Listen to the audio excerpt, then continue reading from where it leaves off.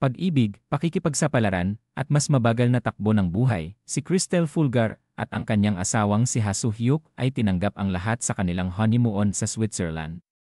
Samahan kami sa pag-aaral namin sa kanilang kaakit-akit na paglalakbay at sa mga tahimik na sandali na kanilang ibinahagi sa gitna ng Europa. Ang Swiss honeymoon ni Cristel Fulgar, isang slow-paced love story kasama si Ha Soo-hyuk, footage ni na Cristel at Ha Soo-hyuk na nagtutuklas sa mga Swiss town, nag-enjoy sa lokal na cuisine, at nakakalibang na paglalakad. Pagkatapos ng whirlwind romance, kabilang ang isang taos-pusong proposal sa Korea at isang magandang kasal sa Seoul, pinili ni na Cristel at Ha Soo-hyuk ang Switzerland para sa kanilang honeymoon, isang lugar kung saan tila bumagal ang oras.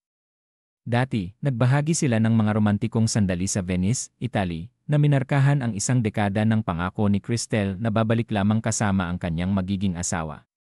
Sina Cristel at Ha Soo-hyuk ay nag-enjoy sa mga tahimik na sandali sa tabi ng Swiss Lake, humihigop ng kape sa isang maaliwalas na cafe, at nagbabasa ng mga libro. Sa Switzerland, tinanggap ng mag-asawa ang mas mabagal, mas intensyonal na paraan ng pamumuhay.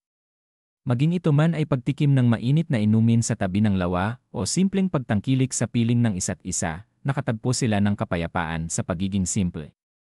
Ibinahagi ni Cristel na ang tahimik na pamumuhay na ito ay nagbigay daan sa kanila na palalimin ang kanilang koneksyon at lumikha ng pangmatagalang alaala. Nagsimula ang kanilang paglalakbay ng magkasama sa ibinahaging pagpapahalaga at paggalang sa pinagmulan ng bawat isa. Ang dedikasyon ni Ha Soo-hyuk sa pananampalataya ni Cristel, Iglesia ni Cristo, ay isang patunay sa kanyang pangako.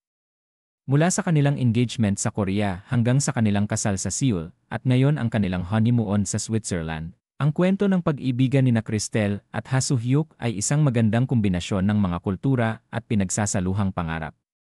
Isang paglubog ng araw sa ibabaw ng Swiss Alps, kasama sina Cristel at Ha Soo-hyuk na nakasilweta sa kalangitan. Ang Swiss honeymoon ni na Cristel at Ha Soo-hyuk ay higit pa sa isang bakasyon. Ito ay isang pagdiriwang ng pag-ibig, kultura, at kagalakan ng pagbagal ng magkasama.